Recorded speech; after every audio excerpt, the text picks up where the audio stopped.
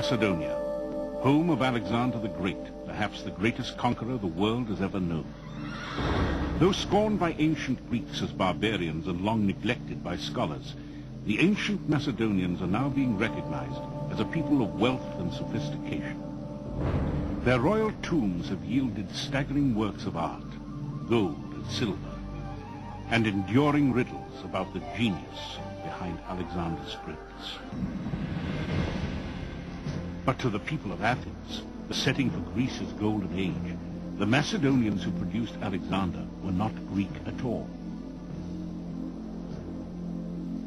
Because the Macedonians were a warlike people, subject to autocratic kings, the Athenian orator Demosthenes saw them as completely barbarian, unfit even to be slaves.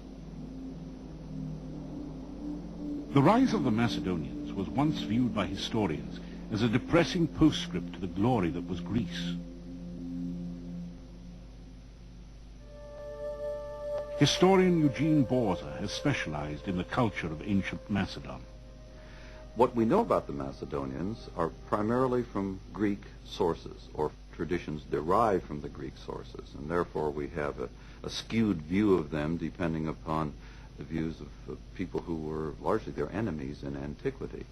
Greeks, after all, lived in city-states, the way Greeks thought proper civilized people should live, whereas the Macedonians lived under what the Greeks considered to be a primitive and highly authoritarian monarchy. At the site of Macedonia's royal palace in Vigina, archaeologist Stella Druho explains. Η Μακεδονία κυβερνάται από βασιλείς, είναι ένα βασίλειο. Macedonia was ruled by kings.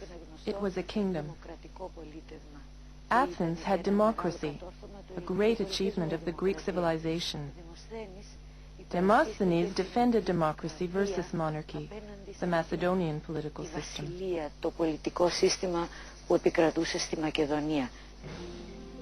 Philip, seeking the acceptance of the Greeks, sent a horse and chariot to the Olympic Games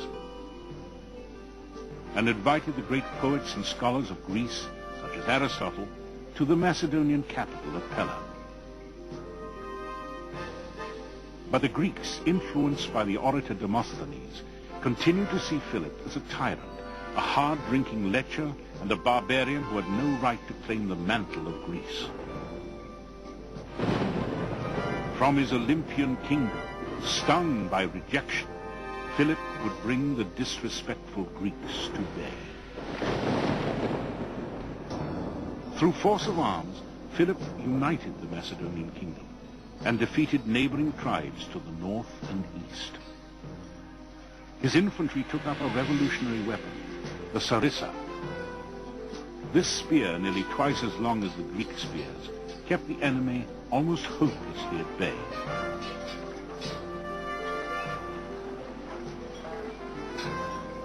He perfected the previously little-known art of siege warfare, creating a corps of engineers to design siege engines and catapults that became the terror of Greece. Artifacts uncovered at Pella are ample proof of a rich Macedonian culture.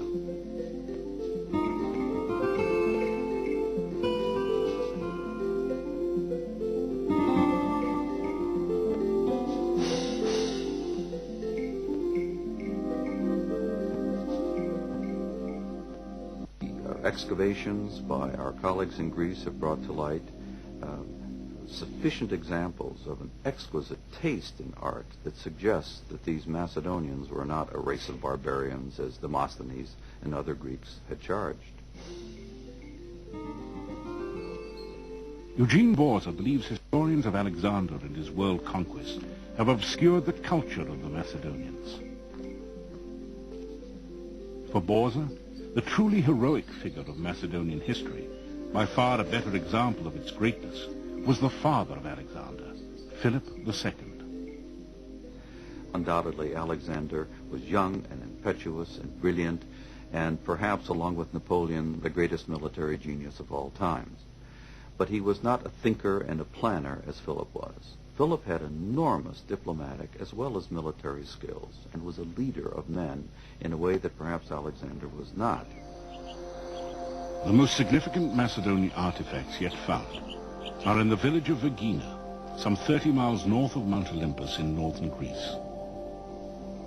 Archaeologists now believe this to be the ancient city of Aegae. Here in 1977, a team led by acclaimed Greek archaeologist Manolis Andronikos found a tomb apparently undisturbed since the 4th century BC. It was the first intact Macedonian burial ever found. Archaeologist Stella Druho, now director of the Vergina site, assisted Andronikos during his momentous excavation. Στο σημείο να ανοίξουμε τον τάφο ήταν για μας και σαν αρχαιολόγοι και σαν... We got to the point of opening the tomb. It was an impressive experience for us as archaeologists and as human beings.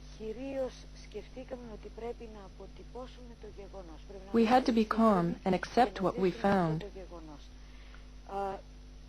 When we entered the tomb, we stopped thinking as scientists, but felt as humans the deep connection between ancient times and our own.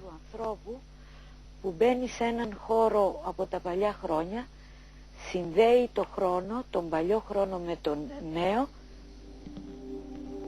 As Manolis Andronikos and his team scrambled through a hole made above the marble doors, they saw a room brimming with treasure. A gilded quiver leaned up against the marble doors.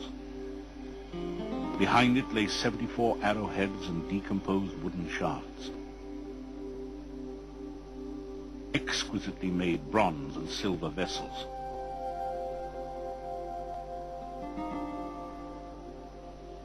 Swords and armor trimmed in gold. A crested helmet of the style worn in Philip and Alexander's military campaigns. And scattered bits of gold, leather and ivory that after 5 years of painstaking reconstruction would prove to be a beautiful ceremonial shield. But the best was yet to come. Against one wall was a solid gold casket bearing the emblem of the Macedonian royal house, a sunburst. Inside were the bones of royalty. Nearby, an exquisite gold-foiled wreath, the heaviest ever discovered. Some of its 313 golden oak leaves showed signs of scorching. Perhaps it was a crown for the monarch during his cremation.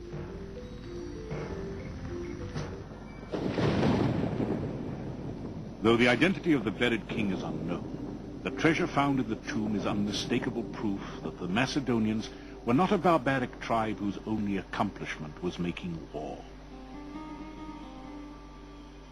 Whether done by indigenous Macedonian craftsmen or by Greeks and others working in Macedonia or imported from elsewhere, there's nothing else quite like it anywhere in the ancient world.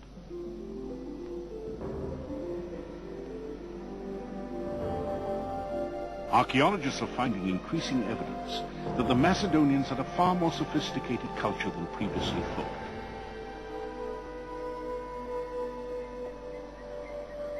But they are also exposing a civilization beset by tragedy. But Alexander would take his father's place as the immortalized conqueror of the world. Alexander would never return to his native Macedonia. Having completed his conquest, he died in Babylon at the age of 32. His mysterious death came after a long bout of alcoholic revelry. Some have suggested he was poisoned. In the meantime, his campaign had exhausted the resources of his people. Macedonia would fall prey to waves of political corruption and intrigue. Its golden age was over.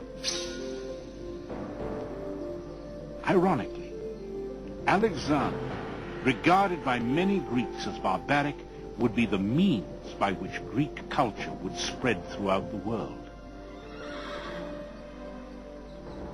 He would establish cities bearing his name, many to become centers of learning where Greek civilization would be kept alive,